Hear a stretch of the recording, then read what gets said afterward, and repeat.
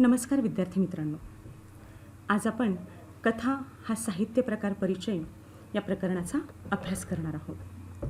तर बघा विद्यार्थी मित्रांनो की तुम्हाला आता ह्या स्क्रीनवर डॉक्टर प्रतिभा इंगोले व वपू काणे यांची छायाचित्र दिसत आहेत. तर आता बघा ह्या वर्षामध्ये म्हणजे मागील वर्षामध्ये इयत्ता 11वीमध्ये आपण नाटक हा साहित्य प्रकार अभ्यासला आणि आता ह्या वर्षात म्हणजे इयत्ता 12वीला आपण कथा हा साहित्य प्रकार अभ्यासणार आहोत. तर आता प्रथम आपण पाहणार आहोत की आता प्रत्यक्ष कथा ह्या अभ्यासण्यापूर्वी या कथा साहित्य प्रकाराचा परिचय आज आपण करून घेणार आहोत. तर कथा म्हणजे काय, कथेचा जन्म कसा झाला, मग कथेचे विविध घटक, कथेची वैशिष्ट्य असा सगळा एक थोडक्यात सविस्तर आढावा आज आपण या पाठामध्ये किंवा ह्या व्हिडिओ लेक्चरमध्ये घेणार आहोत. तर बघा इथे आता या स्क्रीनवर तुम्हाला कथा साहित्य प्रकार जो आहे तर त्याचं जे सगळं कथेचा जन्म, कथेचा हेतू आणि त्यानंतर मग कथेचा अर्थ, तर अशी सगळी व्याख्या इथे आपणास पाहाव्यास मिळते.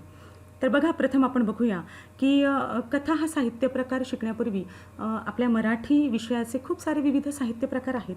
जसं की कथा, कादंबरी, नाटक, कविता, चरित्र, आत्मचरित्र, प्रवासवर्णन, ललित. आता ही सगळी साहित्याचे वेगवेगळे प्रकार आहेत. तशाच पद्धतीनं आता कथा, तर आता कथेचा जन्म कसा झाला हे आपण बघूया. तर बघा मनुष्य आपले अनुभव व कल्पना जेव्हा दुसऱ्याला सांगू लागला तेव्हा गोष्ट जन्माला आली. कथा म्हणजे काय, तर कथा म्हणजे सांगणे किंवा निवेदन करणे. बघा आता इथे त्याची फोड आपल्याला दिसते. कथा या मूळ धातूपासून कथा हा शब्द रूढ झाला. आता कथा म्हणजे काय, तर सांगणे किंवा निवेदन करणे. तर आपले जे अनुभव आहेत किंवा ज्या कल्पना आहेत तर त्याचं निवेदन या कथेमध्ये केलेलं असतं आणि मग त्याला म्हणजे सुरुवातीच्या काळामध्ये आपण त्याला गोष्ट असं म्हणायचो आणि मग या गोष्टी मधूनच या कथेचा जन्म झालेला आहे. आता कथेचा मूळ हेतू काय आहे, तर मनोरंजन करणे व अप्रत्यक्षपणे बोध घेणे. तर आजही ज्या कथेच्या स्वरूपामध्ये विविध असे बदल होत गेले म्हणजे आणि कितीही म्हणजे आता ज्या वेगवेगळ्या सगळ्या कथा की गोष्टीपासून निर्माण झालेली कथा त्यामध्ये खूप सारे बदल झाले, परंतु कथेचा जो मूळ हेतू आहे की मनोरंजन करणं किंवा बोध देणं हा मात्र आजही तसाच आहे. तो हेतू कायम आहे.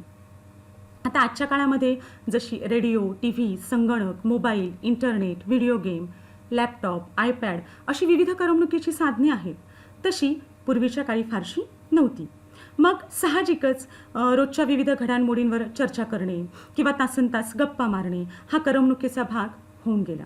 बरं, रोज कुठल्या घटना घडणार, मग काही कल्पक गोपीदासांनी काल्पनिक गोष्टी सांगायला सुरुवात केली आणि ऐकणाऱ्यांनाही त्या आवडू लागल्या व त्यांचे मनोरंजनही होऊ लागले आणि यातूनच कथा, कथेकरी आणि कथाकाराचा जन्म झाला.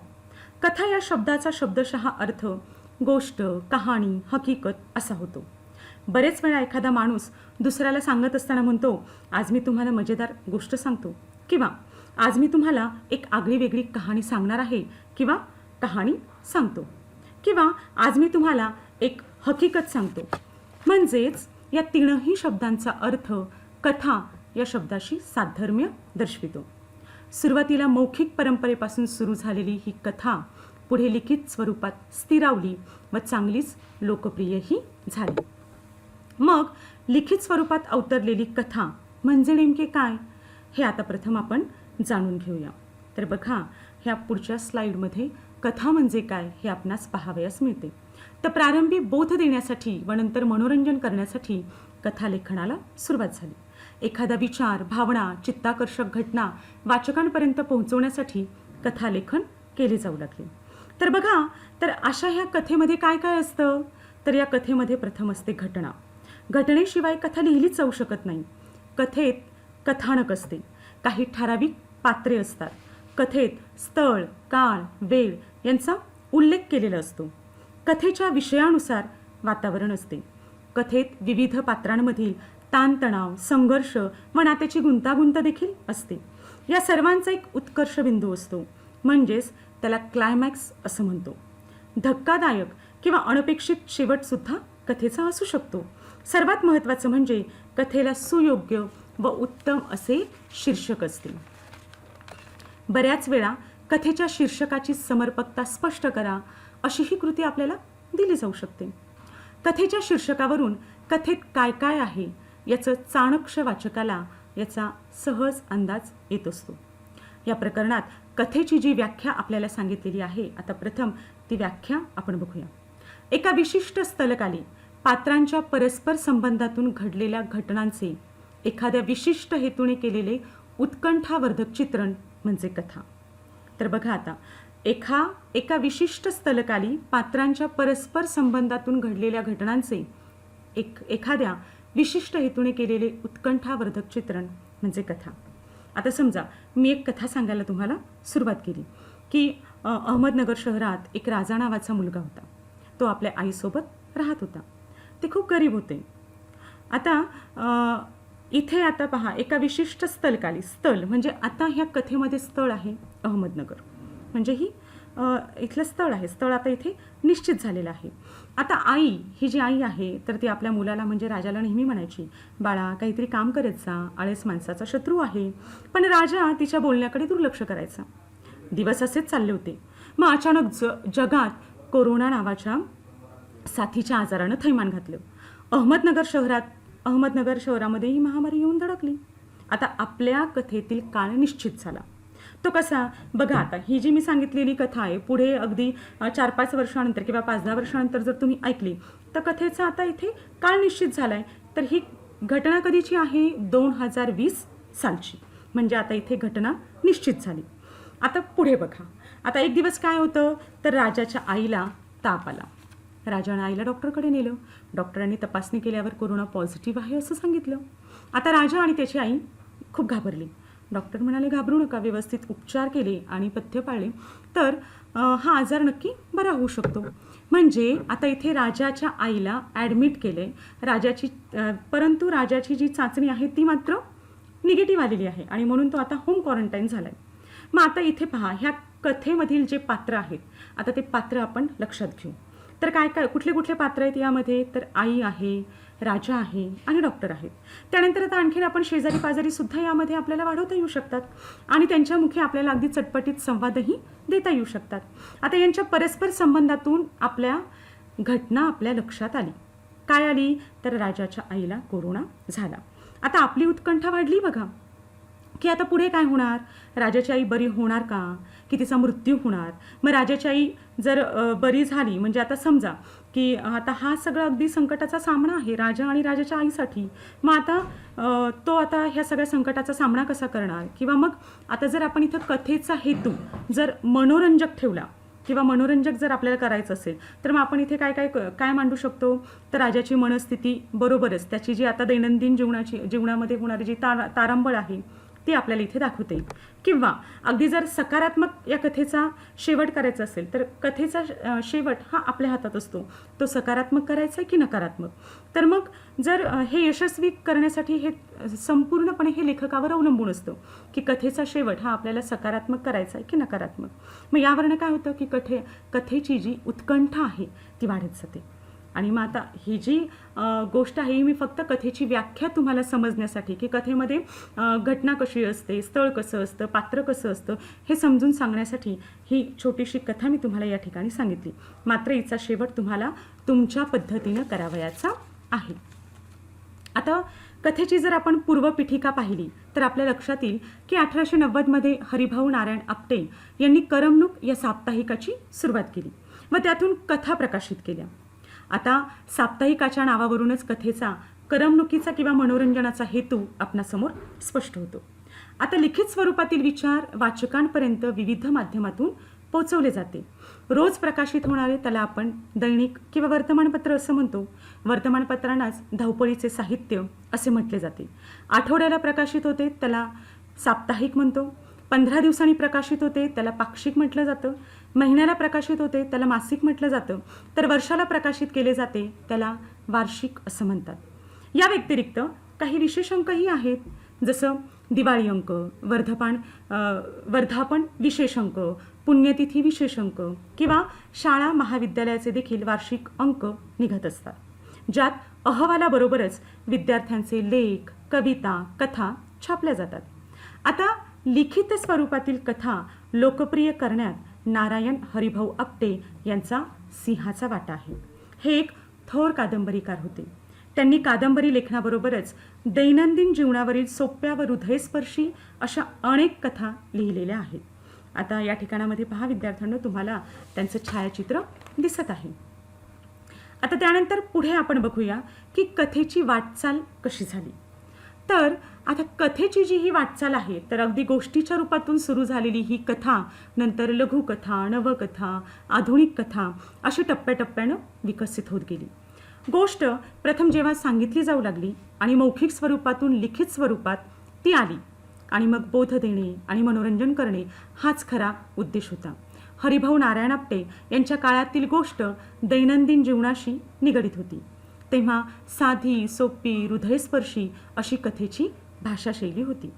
पुढे गोष्टीने जेव्हा लघुकथेचं रूप धारण केलं तेव्हा तिच्या स्वरूपात खूपच बदल झाला. कथेमधून सामाजिक विषय हाताळला जाऊ लागला. सामाजिक समस्येला कथेतून वाचा फोडली जाऊ लागली. आता उदाहरणार्थ तात्कालीन बालविवाह म्हणजे अगदी जरट बालविवाह, विधवा विवाह, हुंडाबळी, जातीभेद, गावगुंड्या इत्यादी सामाजिक समस्या कथेचा विषय होऊ लागला. कथेच्या विकासाची वाटचाल एवढ्यावरच थांबली नाही. आशय व अभिव्यक्तीत आमूलाग्र बदल होऊन ती नवकथेच्या रूपात मिरवू लागली. याच दरम्यान कथेच्या लेखनतंत्रातही अनेक प्रयोग झाले आहेत.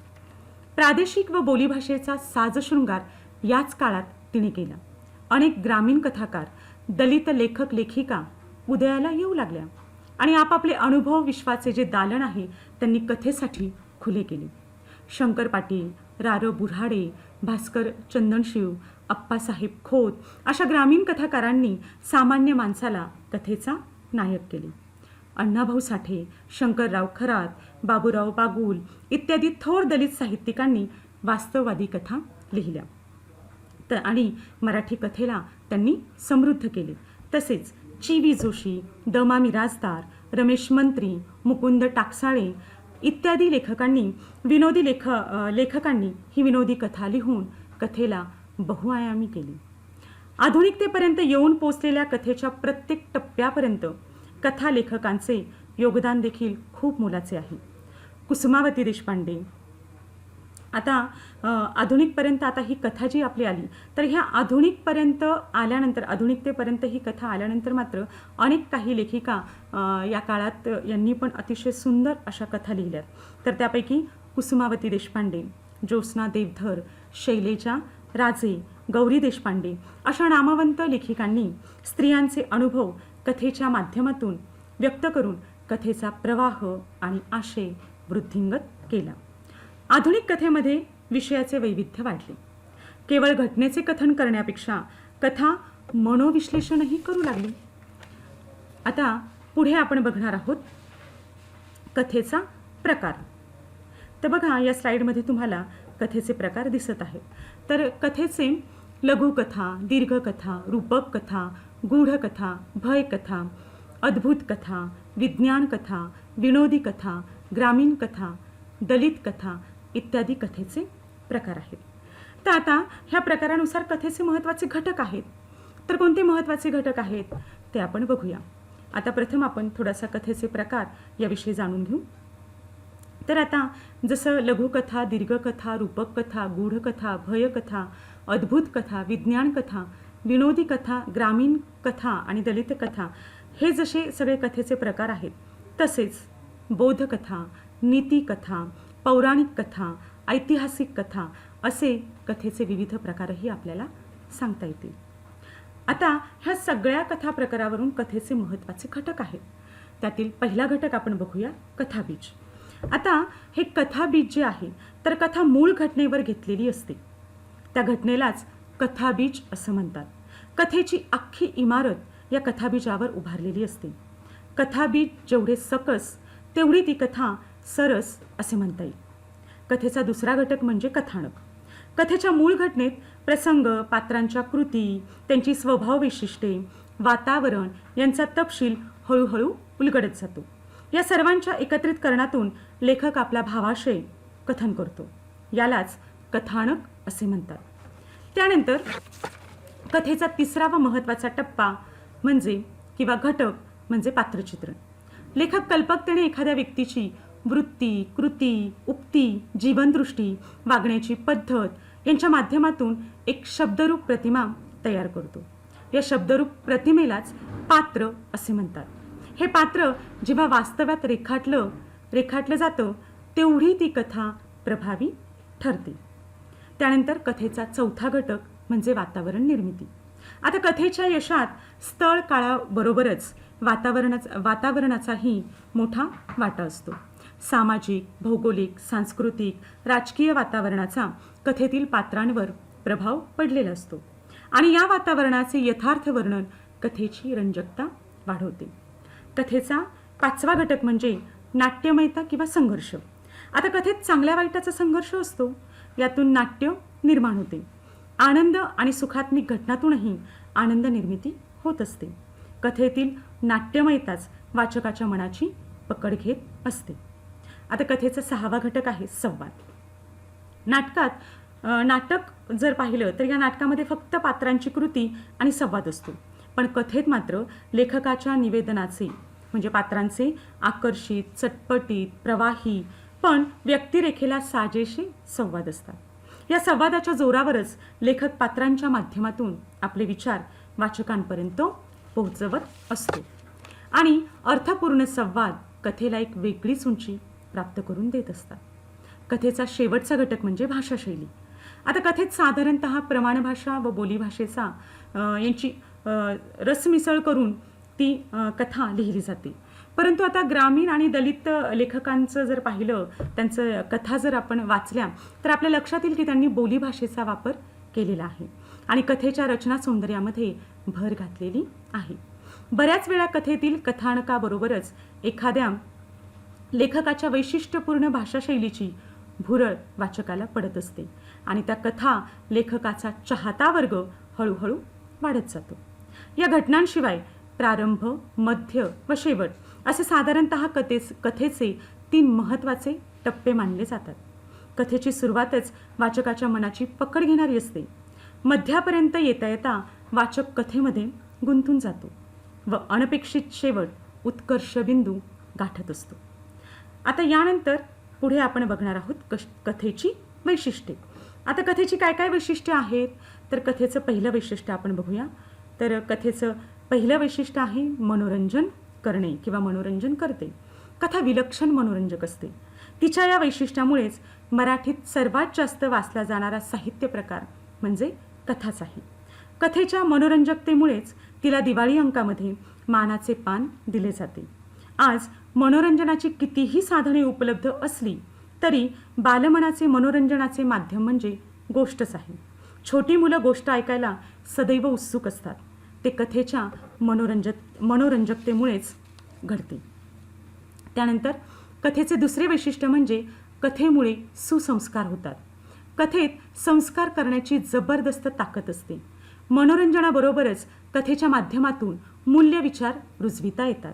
मानवता, सत्य, समता, न्याय, बंधुभाव, धैर्य, दया, सहकार्य इत्यादी मूल्य कथेतून सहज शिकवता येतात.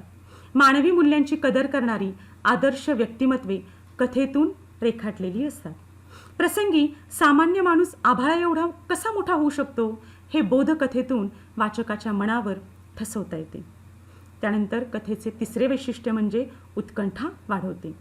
कथा वाचताना आता पुढे काय होणार अशी उत्सुकता वाचकाच्या मनात वाढत जाते. कथेतील पात्रांचे भावविश्व जाणून घेण्याची जिज्ञासा जागृत होते. वाचकांची उत्कंठा वाढविण्यासाठी कथालेखक फ्लॅशबॅक लेखनशैली, अफलातून नाट्य किंवा धक्कातंत्राचाही वापर करीत असतो. अनपेक्षित शेवट कथेची पकड शेवटपर्यंत धरून ठेवतो. त्यानंतर कथेचे चौथे वैशिष्ट्य म्हणजे कथा एककेंद्री असते. कथेचा पट छोटा असतो. कादंबरीच्या तुलनेत कथेचे स्वरूपच स्फुट असते. कथेतील प्रसंग, पात्रे, वातावरण मर्यादित असते. म्हणूनच कादंबरी नाटकासारखी कथा बहुकेंद्री नसून ती एककेंद्री असते. त्यानंतर कथेचे 5वे वैशिष्ट्य म्हणजे कथा भूतकाळात लिहिली जाते. कथेत हकीकत सांगितली जाते. घडून गेलेली घटना किंवा प्रसंग कथेत असतात. साहजिकच त्यासाठी भूतकालीन निवेदन शैली वापरली जाते. उदाहरणार्थ, एक गाव होते, तेथे एक दानशूर माणूस राहायचा, अशी वाक्यरचना असते. कथेचे 6वे वैशिष्ट्य म्हणजे कथेच्या माध्यमातून जीवनाचा वेध घेतला जातो. कथापात्रांच्या माध्यमातून जीवनाचा थेट वेध घेतला जातो. उदाहरणार्थ, समजा कथेतील पात्र नर्स असेल तर तिच्या जीवनात घडणाऱ्या घटनांमुळे तिच्या मनाची, भावनांची, विचारांची उलथापालथ होते. तिचा धांदोळा घेतला जातो. प्रत्येक प्रसंगातील तिच्या मानसिकतेचा वेध घेतला जातो. मग कथेचा नायक कोणीही असो, त्याच्याही जीवनाचा वेध घेतलेला असतो. कथेला कोणताही विषय वर्ज्य नसतो. मग राजा राणीची गोष्ट असते, तशीच गरीब, भिकारी किंवा बेरोजगाराचीही असू शकते. अगदी किडामुंगी देखील कथेचा विषय असू शकतात. त्यानंतर कथेचं शेवटचं आणि 7वं वैशिष्ट्य म्हणजे कथेचे सादरीकरण. तर आता कथेचे सादरीकरण करता येते. कथा केवळ वाचनीय नसते, तर ती श्रवणीय देखील असते आणि त्यामुळेच तिचे सादरीकरण उत्तम रीतीनं करता येते. त्यानंतर पहा, अनेक वेळा आपण बघतो की शाळा महाविद्यालयातून कथाकथनाच्या स्पर्धा घेतल्या जातात. अशा कार्यक्रमाच्या निमित्ताने मनोभावे सांगणे आणि एकचित्ताने ऐकणे अशी सांस्कृतिक देवाणघेवाण होत असते. आता त्यानंतर अशा पद्धतीने बघा, आपण ह्या स्लाईडमध्ये कथेची वैशिष्ट्ये अभ्यासलेली आहेत. कथेची 7 वैशिष्ट्ये आपण पाहिलेली आहेत. आता यानंतर कथेचं जे सादरीकरण आहे, तर ते सादरीकरण कशा पद्धतीनं होतं, तर कथेचे सादरीकरण करण्याच्या 2 पद्धती आहेत. पहिला आहे अभिवाचन आणि दुसरा आहे कथाकथन. तर बघा की अर्थात भाषेची जाण, शब्दोच्चार व भाषिक कौशल्याचा सराव केला तर कथाकथनाचे 2 तंत्र कोणालाही अवगत होऊ शकतात. तर या कथा पद्धत सादर करण्याचे 2 तंत्र आहेत. पहिलं आहे अभिवाचन आणि दुसरं कथाकथन. अभिवाचनामुळे कथा श्रोत्यांपर्यंत योग्य प्रकारे पोहोचवण्यास मदत होते. कथेचे अभिवाचन एकाच व्यक्तीनं न करता अनेकांनी केले तर आवाजातील एकसुरीपणा टाळता येतो. संवादातील चढ उतार, चटपटीतपणा, शब्दफेक यामधील वैविध्याचा श्रोत्यांना आनंद घेता येतो. कथेचे अभिवाचन करताना पार्श्वसंगीत, प्रकाशयोजना, नेपथ्य याचा तारतम्याने वापर केला तर कथेचे सादरीकरण अधिक परिणामकारक होऊ शकते. आता यानंतर पुढचा घटक आपण बघत आहोत कथाकथन. तर आता कथाकथन म्हणजे कथा सादर करणे. तर कथा सादरीकरणाचा हा सर्वोत्तम मार्ग आहे. यासाठी कथाकथन करणाऱ्या व्यक्तीला भाषेच्या ज्ञानाबरोबरच वाचिक अभिनयाचाही जोड त्याला देता येतो. वाचिक अभिनयामध्ये स्वराघाताला विशेष महत्त्व असते. त्यासाठी नेमकी शब्दफेक, आरोह अवरोह याचे उत्तम ज्ञान असणे आवश्यक असते. मात्र रचनेनुसार संवादातील वेगळेपणा, आवाजातील बदल कथाकथनाची लज्जत वाढवण्यात कारणीभूत ठरतात. प्रत्येक कथाकथनासाठी ती योग्य असतेच असे म्हणता येणार नाही. त्यासाठी योग्य कथेची निवड करता यायला हवी. लेखकाच्या मूळ संहितेला धक्का लागणार नाही याची देखील काळजी घ्यावी लागते. याशिवाय कथाकथन करताना सादरीकरणाचा वेळ, श्रोत्यांचा अवधान काळ याचेही भान राखावे लागते. एकूणच काय, तर कथा या साहित्य प्रकाराचा अभ्यास करताना एक गोष्ट आपल्या लक्षात येते की भाषा सौंदर्य, आशय सौंदर्य, मनोरंजन, अभिव्यक्ती, विशेष सादरीकरण तसेच मनोरंजन आणि बोध या विशेषणामुळे किंवा या विशेषामुळे कथा आजही लोकप्रिय आहे. आता आपल्या पाठ्यपुस्तकामध्ये बघा, ह्या प्रकरणाच्या शेवटी कथाकार व त्यांची कथा याची सगळी यादी दिलेली आहे. तर आता ह्या यादीपैकी मी काही मोजक्याच कथाकारांचं तुम्हाला आता इथे छायाचित्र दाखवत आहे आणि त्यांचे जे कथासंग्रह आहेत ते अगदी आपण थोडक्यात जाणून घेऊया. त्यानंतर मात्र विद्यार्थी मित्रांनो, तुम्हाला ती सगळी यादी, ते कथाकार व त्यांचे कथासंग्रह तुम्हाला वाचावयाचे आहेत. तर आता बघूया, इथे पहा, तुम्हाला ह्या स्लाईडवर काही प्रमुख कथाकार व त्यांचे कथासंग्रह दिसत आहेत. त्यातले पहिले आहेत वि. स. खांडेकर. हे एक थोर कादंबरीकार होते. मराठी साहित्यातील पहिल्या ज्ञानपीठ पुरस्काराचे मानकरी. ययाती, अमृतवेल, हिरवा चाफा अशी कितीतरी त्यांच्या कादंबऱ्या गाजलेल्या आहेत. यांनी कथालेखनात रूपक कथा लिहून एक आगळावेगळा व यशस्वी प्रयोग केला हा त्यांच्या कथालेखनाचा विशेष आहे. फुले आणि दगड हा त्यांचा कथासंग्रह प्रसिद्ध आहे. आता यानंतर पहा, पुढे आहेत शंकर पाटील. हे एक ग्रामीण कथालेखक. टारफुला ही त्यांची गाजलेली कादंबरी आहे. वळीव, धिंड इत्यादी कथाही त्यांच्या खूप गाजल्या. ते स्वतः कथाकथनाचे कार्यक्रम करीत असत. एक गाव 12 भानगडी, पिंजरा, भुजंग अशा अनेक गाजलेल्या मराठी चित्रपटांच्या पटकथाही त्यांनी लिहिलेल्या आहेत. यानंतर अण्णाभाऊ साठे. यांचं मूळ नाव तुकाराम भाऊराव साठे, परंतु अण्णाभाऊ साठे या नावानेच ते प्रसिद्ध आहेत. शोषित वर्गाची शोकांतिका त्यांनी आपल्या कथांमधून नेहमीच मांडलेली आहे. त्यांच्या कृष्णकाठच्या कथा हा कथासंग्रह प्रसिद्ध आहे. त्याशिवाय शाहीर म्हणूनही ते लोकप्रिय आहेत. फकीरा, रूपा, चित्रा, राणगा, राणबोका, चिराग नगरीतील भूत अशा कितीतरी त्यांच्या पुस्तकांची आपल्याला नावे सांगता येतील. त्यांच्या फकीरा या कादंबरीवर चित्रपटही काढला गेलेला आहे. आता यानंतर द.मा. मिरासदार. तर बघा, द.मा. मिरासदार हे एक विनोदी लेखक. माझ्या बापाची पेन, मिरासदारी ही त्यांची गाजलेली पुस्तके. त्यानंतर जयंत नारळीकर यांनी वैज्ञानिक कथा लिहिल्या. यक्षाची देणगी हा त्यांचा कथासंग्रह प्रसिद्ध आहे. त्यानंतर विभावरी शिरूरकर ह्या ख्यातनाम कादंबरीकार आहेत. त्यांचे माहेरचे नाव बाळूताई खरे आणि सासरचे नाव मालती बेडेकर, परंतु विभावरी शिरूरकर या टोपण नावानेच त्यांनी लेखन केलेले आहे. शबरी ही त्यांची अत्यंत गाजलेली कादंबरी आहे. कळ्यांचे निश्वास हा त्यांचा कथासंग्रह प्रसिद्ध आहे. त्यानंतर विजया राज्याध्यक्ष. वेदेही, अनोखी, अकल्पित, हुंकार, अखेरचे पर्व, उत्तरार्ध असे अनेक कथासंग्रह त्यांनी लिहिले. अधांतर हा त्यांचा पहिलाच कथासंग्रह खूप लोकप्रिय झाला. आणि यानंतर आहेत उर्मिला पवार. 6वं बेट हा त्यांचा पहिला कथासंग्रह 1988 मध्ये प्रकाशित झाला. चौथी भिंत हा त्यांचा कथासंग्रह 1989 मध्ये प्रकाशित झाला. आणि आयदान हे त्यांचं आत्मचरित्र खूपच गाजलेलं आहे. अशा अनेक कथाकारांनी कथा हा साहित्य प्रांत समृद्ध केला. कथा हा साहित्य प्रकार अधिक आकलनासाठी पुढे आपण वपू काळे यांची शोध ही कथा व डॉक्टर प्रतिभा इंगोले यांची गडी ही कथा आपल्याला अभ्यासक्रमात आहे व ती आपण यथावकाश अभ्यासणारच आहोत. तर बघा विद्यार्थी मित्रांनो, अशा प्रकारे आज आपण कथा साहित्य प्रकार परिचय या पाठामध्ये किंवा या व्हिडिओ लेक्चरमध्ये अभ्यासलेला आहे. धन्यवाद.